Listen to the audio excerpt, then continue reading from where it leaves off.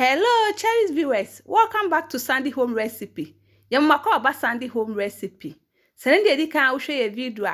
Memma rain for subscribe. Now I share. Now I like it. No me a notification bell no. See the video be a better one side then a becca. And if chance a bear Ghana Waakye with stew.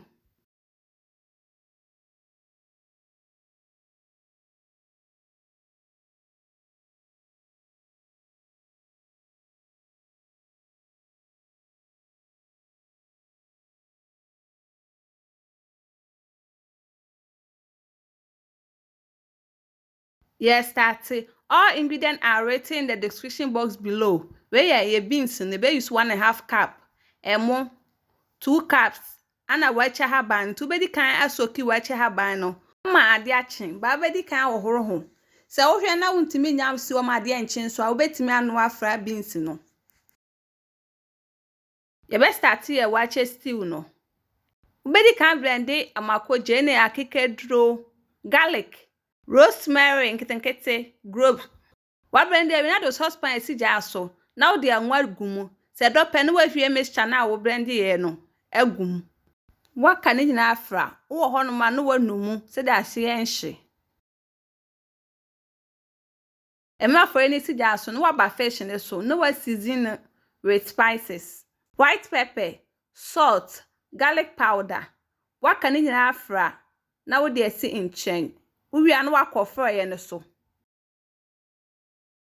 wo di tomato paste aka ho waka fra for any si ja so no waba wo fish ne so wo de anwo be si ja so na wo de esan kwakra ka ho edra na wo de wo fish na gugum bell rubins ne ho na wo de agu saucepan mu wo de ensu agu mu na wo de akosi ja so ama na noa. Please, if you are new to our channel, don't forget to subscribe, share, like, and also click the bell icon to get new video we will post. Emra beans nisi so no wakohwe wo nam no na wadane no wo de nam ayam powder agu mu still ahaba nso aka ho na waka ne nyina afra wo sade na fish bia na de aka be optional uni bia wo mfa nka ho.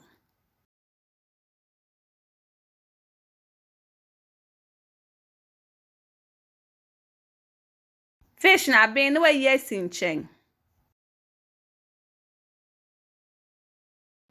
Wo de salt kakra agu froye nim.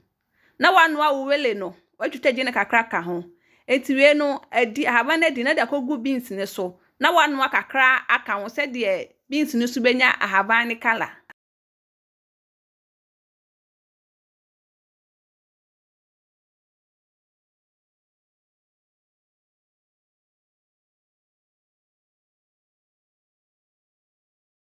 Beans na ye ready. Na wayi haban na afri so. Na wa horo mo no agu mu.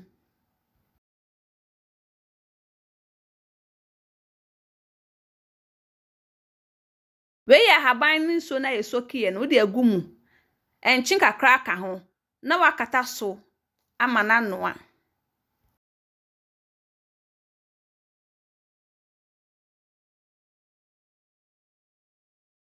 Were na ben na wakwakoye agu froye nim. Please, if you are new to our channel, don't forget to subscribe, share, like, and also click the bell icon to get new video we will post. Wo ho no man wa konum waakye ni mu se de enhye na ni nyina so beben.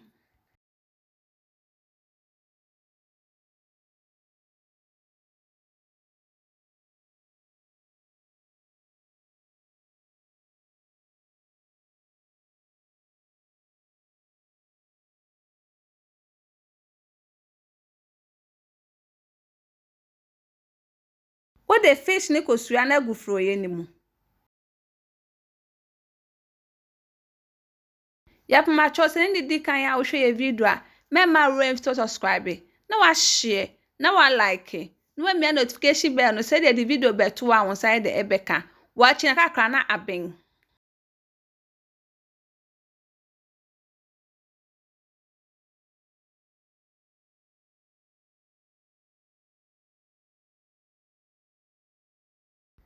Aben na watwe na waserve.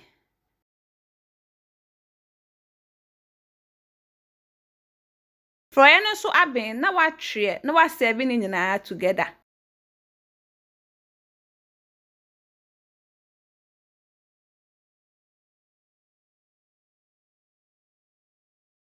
Yep, macho se ni di kan ya hwe video a, remember to subscribe, na wa share, na wa like, na wa me notification bell no se the video bia beto a on side den ebeka.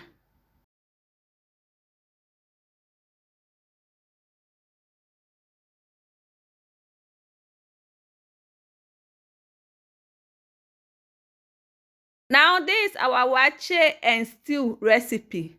Please like this video and subscribe to our channel. Thank you so much for watching.